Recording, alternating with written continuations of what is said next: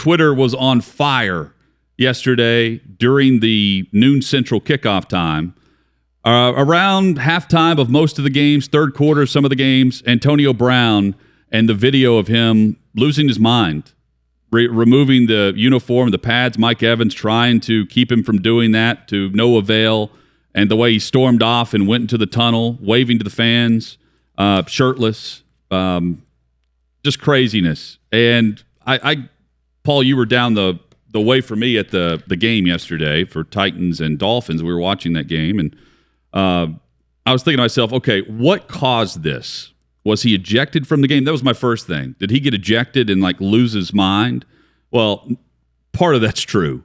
According to Jay Glazer, he refused to enter the game after there was some type of disagreement with Arians on the sideline. Arians put him in for a play, then took him out, and then there was some disagreement. Arians wanted to put him back in. He refused to go in, so he said, all right, you're out. And that's when he removed the pads, removed the jersey, and peaced out. Said he had a sore ankle. He didn't want to go in. And then, so they said, okay, you're out. So he got what he wanted, and then he went crazy. I hate everybody involved in this story.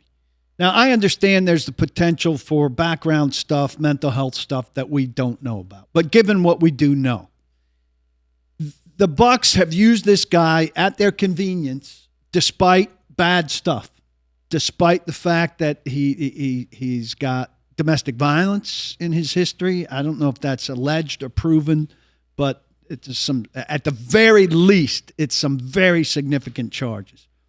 Despite the fact that he muscled his way into and out of Oakland with bizarre behavior, despite the fact that he committed what's a felony in some states by faking his vaccination card, violating what Bruce Arians said was his very stern rule on if you cross me one more time, I'm done with you. And then he says, no, so much personally has happened between us. It's a whole different deal.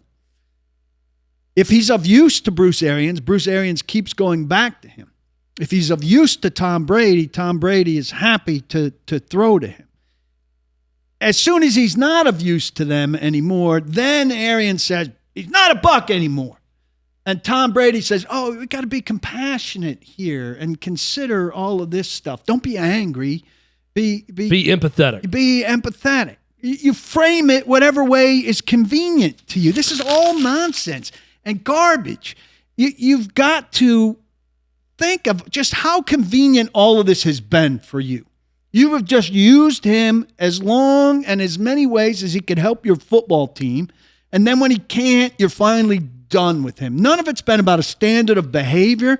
If the guy has mental issues right now, I am sympathetic to that. But the mental issues didn't seem to be a concern to you when, with the mental issues, he was able to catch touchdowns.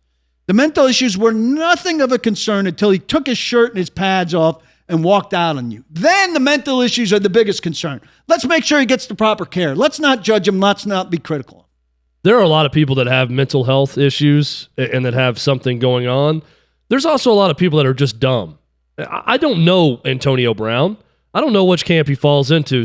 And I'm not a psychiatrist that can watch him throw his jersey and say, oh, this is a crazy person. I'm diagnosing him with this, this, and this. He may just be a really dumb person because that's the behavior of either someone who's really dumb or someone who may have a mental health issue. I think Tony Dungy said it well last night. But again, Tony Dungy's no psychiatrist. He doesn't know.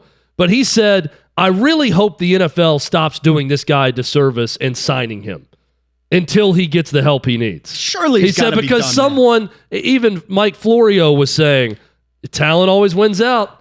There may be someone about to go into the playoffs that says he could help us. He helped the Bucs win a Super Bowl last year. He helped Tom Brady, the Bucs win it all. Maybe he could help us. And that's not the craziest thing to think of. But I did like what Tony Dungy said. It's time for the league to stop doing this guy a disservice by paying him to play football when it's clear he can't do it. Again, though, I don't know. I can easily watch a video and say, that's the behavior of a crazy person, but I don't know. I haven't set the guy on a couch and know one way or the other if he's crazy. It's not just that one incident. He also had a rap song ready to release like 2 hours after he left the stadium, or 4 hours. So that seems to have some plotting to it. Yeah, but I mean, to me, this guy has like a split personality. I mean, I don't. That's just my take from the 30,000-foot view. This guy is crazy. I legitimately think we've watched him lose his mind a couple of times over the last three years with how he's just gone off the deep end. But because of his talent, his legitimate like Hall of Fame type talent, he continues to get these opportunities. Well, then stop using him. They used him. That's the Stop definition using of the him. league. There are plenty of domestic abusers that are still in the National Football League, Paul, whether you like it or not. I don't like it.